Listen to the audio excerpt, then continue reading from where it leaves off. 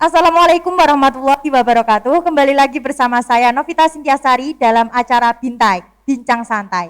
Topik kita kali ini adalah pengenalan organisasi dan juga ekstrakurikuler yang ada di Madrasah Aliyah Negeri 1 Ngawi. Organisasi yang ada di Madrasah Aliyah Negeri 1 Ngawi antara lain organisasi MPK, OSIS, PMR, Pramuka, Pasbara, dan juga Takmir. Sedangkan untuk ekstrakurikuler di Madrasah Aliyah Negeri 1 Ngawi antara lain ekstra robotik, ekstra videografi, seni musik, kaligrafi, dan masih banyak lagi. Di sini saya tidak sendiri, saya bersama dengan perwakilan dari organisasi yang aktif di Madrasah Aliyah Negeri 1 Ngawi. Jadi untuk pengenalan organisasi, kita langsung saja bertanya-tanya dengan perwakilan dari masing-masing organisasi. Yang pertama, untuk organisasi Takmir. Perwakilannya silahkan memperkenalkan diri. Ya, terima kasih. Sebelumnya, perkenalkan nama saya Ma'arif Azhari, saya perwakilan dari organisasi Takmir. Baik, untuk Kak Ma'arif ya. Ya. Nah, definisi dari organisasi Takmir sendiri itu apa, Kak? Oh ya, terima kasih. Organisasi ini bernama Rohani Islam Takmir Masjid Bir Ali, yang disingkat itu Ritma. Kemudian kata kedua adalah kata Alwi, yaitu artinya Aliyah Ngawi. Jadi organisasi ini bergerak dalam bidang keagamaan yang berada di lingkup madrasah, dan juga berkontribusi penuh terhadap pengelolaan masjid dan upaya meramaikan juga dan memakmurkan masjid, seperti itu. Baik, lalu kegiatan yang ada dalam organisasi Takmir itu meliputi apa saja? Kegiatan yang kita lakukan antara lain adalah PHBI dan PHBO. Kegiatan PHBI itu peringatan Hari Besar Islam yang biasanya diisi dengan kegiatan Maulid Nabi, kegiatan Muharram, kemudian Idul Fitri, kemudian Idul Adha, dan pembagian zakat, itu termasuk kegiatan PHBI ya. Kemudian dalam kajian PHBO itu peringatan Hari Besar Organisasi yang biasanya dilakukan di setiap organisasi. Kita juga banyak melakukan pelatihan di bidang tahfidz, di bidang tahsin, MTQ, terus masih banyak, kemudian ada kaligrafi juga. Jadi kita itu gimana ya, merangkup semua bakat dari setiap kader. Baik. Ya, seperti itu. Baik, nah itu tadi kegiatan dari organisasi Takmir. Bagaimana dengan kegiatan yang ada dalam organisasi PMR? Untuk perwakilan silahkan memperkenalkan diri.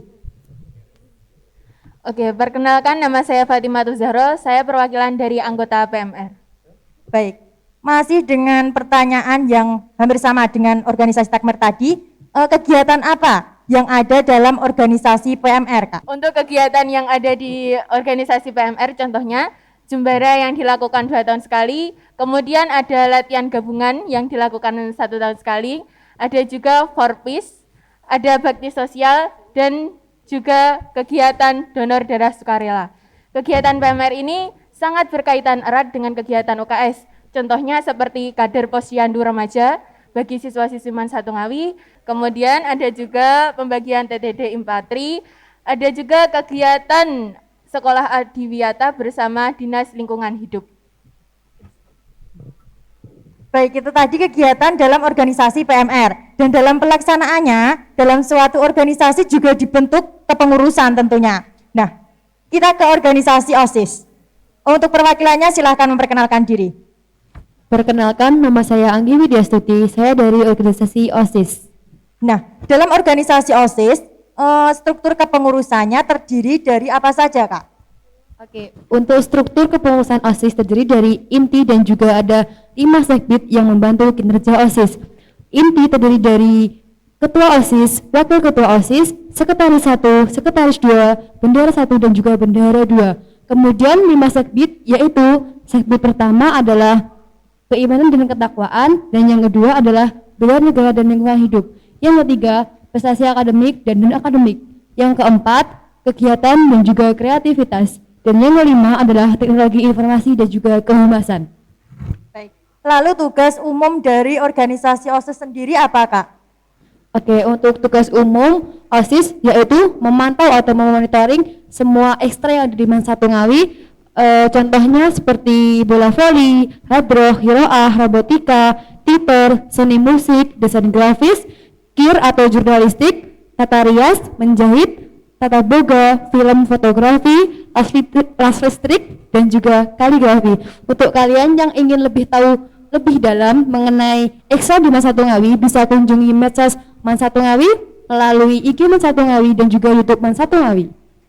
Baik, berarti untuk memonitoring itu pada saat offline, benar? Untuk memonitoring, ya jika saat offline, semua Ekstra yang berjalan di Man Satu Ngawi, OSIS sebagai organisasi yang memantau berjalannya Ekstra tersebut. Baik. Beralih ke organisasi MPK. Untuk perwakilannya silakan memperkenalkan diri terlebih dahulu. Assalamualaikum warahmatullahi wabarakatuh. Perkenalkan, nama saya Nita Denisada. Saya perwakilan dari organisasi MPK. Baik. Dalam organisasi MPK tentunya juga ada struktur kepengurusan. Ya. Nah, struktur kepengurusan yang ada di organisasi MPK yang tidak ada di organisasi lain atau yang membedakan itu apa? Jadi untuk struktur inti itu tidak ada yang membedakan. Yang membedakan itu di sekbid-sekbid. Di MPK itu sekbid-sekbid itu diganti dengan komisi. Jadi dulu itu pernah sekbid-sekbid ya. Tapi sekbid-sekbid itu tidak berjalan lancar. Jadi kurang pas gitu buat MPK. Jadi yang sekarang itu diganti dengan komisi-komisi. Komisi yang ada di MPK ada komisi apa saja? Komisi A, komisi B, dan komisi C. Lalu tugas dari masing-masing komisi apa saja? Jadi untuk komisi A itu tugasnya itu tentang AD, anggaran dasar dan ART. Untuk tugasnya itu membuat anggaran dasar dan anggaran rumah tangga, terus menginformasikan seluruh permasalahan AD dan ART ke ketua MPK. Untuk komisi B itu tugasnya tentang ekstrakurikuler. Jadi yang mengawasi ekstrakurikuler itu adalah komisi B, terus yang mengesahkan itu komisi B, dan yang membuat GBPK itu komisi B. Untuk komisi C itu tugasnya itu mengawasi kinerja OSIS dan membuat tata peraturan di setiap rapat secara berkala. Baik, terima kasih. Itu tadi struktur kepengurusan yang ada di organisasi OSIS dan juga MPK. Dalam masa pandemi seperti sekarang ini, tentunya dalam masing-masing organisasi juga menemukan suatu kendala. Itu tidak menutup kemungkinan. Nah, untuk itu kita tanya kepada organisasi Pasbara terlebih dahulu. Perwakilannya silahkan memperkenalkan diri. Perkenalkan, nama saya Laili Asifah Makfiroh. Saya perwakilan dari organisasi Pasbara. Baik, Kak Laili ya Kak? Iya. Nah, saya ingin bertanya, kendala apa dalam melaksanakan kegiatan dan juga penyampaian materi? Lalu solusi untuk menghadapi permasalahan tersebut itu apa Kak? Untuk kendalanya sendiri, kita kesulitan untuk melakukan kegiatan di lapangan. Khususnya latihan rutin yang biasanya dilakukan setiap 1 minggu sekali pada hari Selasa. Nah, untuk solusinya sendiri, kita menggunakan media online lewat grup WA. Lalu kita memberikan materi ruangan dan penjelasannya yang akan di-share lewat grup WA tersebut. Dan untuk materi lapangannya sendiri, kita kasih video referensi dari YouTube dan kita share di grup itu. Lalu kita memberi tugas kepada adik-adiknya untuk melihat video tersebut dan mempraktekannya dengan membuat video yang sama dengan video yang telah di-share di grup tersebut. Baik. Masih dengan pertanyaan yang sama untuk organisasi Pramuka. Perwakilannya silakan memperkenalkan diri. Baik, sebelumnya perkenalkan, nama saya Muhammad Rafiq Anasih dari perwakilan organisasi Pramuka. Dari organisasi Pasbara itu tadi kendala dan juga solusi. Kemudian untuk organisasi Pramuka, kendala yang juga ditemui, kemudian solusi untuk bisa mengatasi kendala tersebut apa Kak? Baik, untuk kendala kegiatan Pramuka itu lumayan banyak karena harus terjun ke medan lapangan. Nah, untuk solusinya yaitu kita harus mengadakan konsultasi dengan pembina, yaitu dengan cara pembina memberikan saran yaitu tetap dilakukan kegiatan latihan rutin, itu yang paling utama. Dilakukan seminggu 2 kali.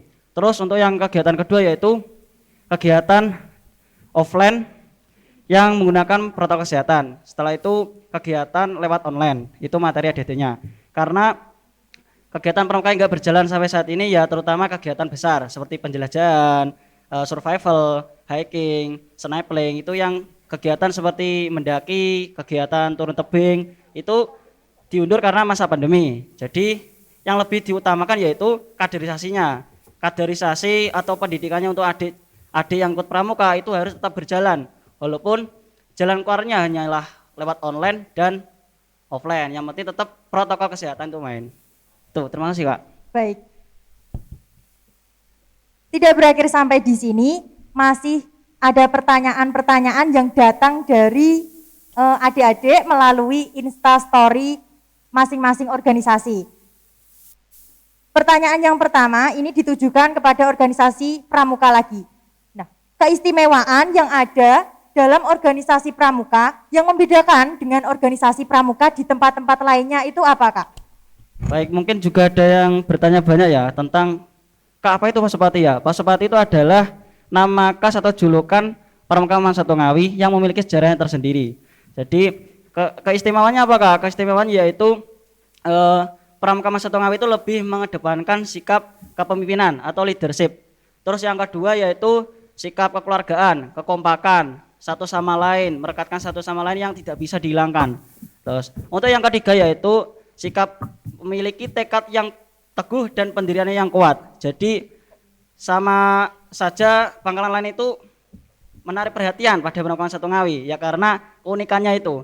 Terutama pioneering yang mampu diapresiasi dari berbagai pangkalan. Contohnya ya dari Bali, dari berbagai Jawa itu sudah mengapresiasi pioneering. Terus ada Yel-Yel. Yel di Instagram ada. Mungkin adik-adik mau lihat, silakan kunjungi di IG Pasopati Alwi. Dah, terima kasih. Baik. Pertanyaan selanjutnya untuk organisasi PMR. Persiapan apa dan juga tesnya bagaimana untuk bisa menjadi anggota PMR, Kak? Untuk masuk di organisasi PMR itu tidak ada tesnya, tapi ada persyaratannya. Syaratnya meliputi izin dari kedua orang tua, mengikuti latihan secara rutin dan bertanggung jawab atas kegiatan atau organisasi yang telah dia ikuti. Kemudian untuk tesnya itu adalah tes BED, bukan tes untuk masuk dari organisasi. Untuk masuk dari organisasi tidak ada tes atau tidak ada yang gugur untuk masuk ke organisasi PMR, namun tesnya itu kenaikan jabatan atau tes BED dan Slayer. Nah, jawaban itu tadi mengenai persiapan dan juga tes untuk bisa masuk organisasi PMR.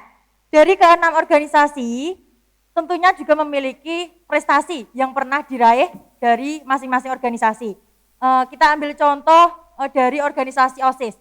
Prestasi apa yang pernah diraih dalam organisasi OSIS sendiri?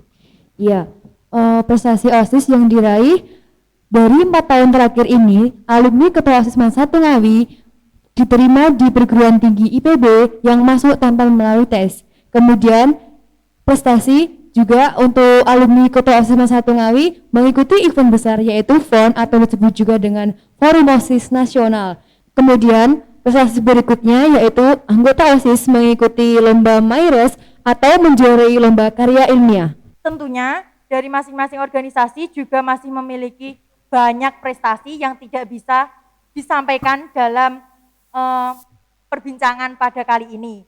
Nah, untuk lebih jelasnya masing-masing organisasi juga akan membuat video pengenalan. Tentunya masih banyak prestasi lagi yang ditorehkan dari masing-masing organisasi, tidak hanya organisasi OSIS saja. Hanya saja tidak bisa disampaikan satu persatu dalam perbincangan pada kali ini karena keterbatasan waktu dan juga hal yang lainnya. Untuk lebih lengkapnya, nanti masing-masing organisasi juga akan membuat video pengenalan yang akan diupload di YouTube Satu Ngawi.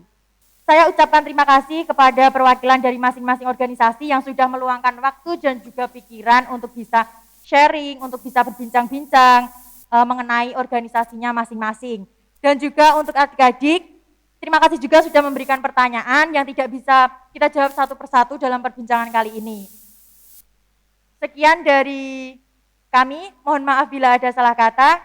Terima kasih. Wassalamualaikum warahmatullahi wabarakatuh.